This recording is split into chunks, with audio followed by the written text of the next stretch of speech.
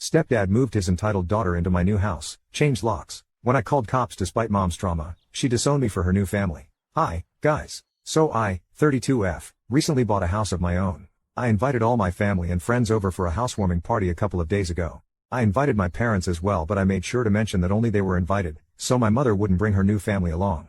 My parents have been separated for almost 15 years. Almost 2 years ago, my mother remarried to Carson. He has a 22-year-old daughter, Vanessa, from a previous marriage. Vanessa is spoiled, entitled, and everything that I hate. Carson isn't exactly a party to be around either, and it's pretty clear to me that they don't like me, so I obviously didn't want them to attend my housewarming party because it was an important event for me. In spite of that, my mother brought them along, and when I brought it up with her, she told me that she wanted me to bond with her new family and it would mean the world to her if we could all just get along. I didn't say much to her on that day because I didn't want to kick up a fuss on the day of my own party and just let it slide, thinking that I would deal with this later. But then Vanessa started talking smack about my house at the party to all my friends and told me that she could afford a better house on her salary, which was almost half of mine. That annoyed me, and I told her that she was welcome to buy a house of her own because I was sure that her parents would appreciate their 22-year-old daughter finally moving out of the basement. That earned me a lot of laughs, and she went completely red in the face, so I knew that she was pretty embarrassed. But she was the one who had started it, so I didn't really feel too bad about what I said. I had a lot of guests to attend to, so I didn't pay her much mind and went along to talk to other people. After the party ended, my mother lingered even after everybody had left, including Carson and Vanessa. I decided to confront her at that point and told her that I really didn't want her new family around. I was in my 30s and I was old enough to know the kind of people that I wanted around me and the kind of people that I didn't. Her husband and stepdaughter, unfortunately, happened to fall under the latter category because they were really unpleasant and disrespectful to me. She told me to just give them a chance and then said that she wanted Vanessa to move in with me for a while because her new workplace was a lot closer to my place than to theirs. She told me that if I spent some quality time with her then I would come to like her.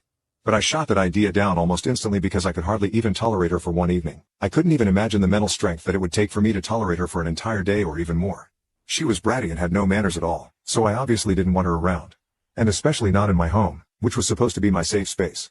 My mother tried to fight her way into letting Vanessa stay with me, but I wasn't ready to budge and told her that it was never going to happen so she could save her breath.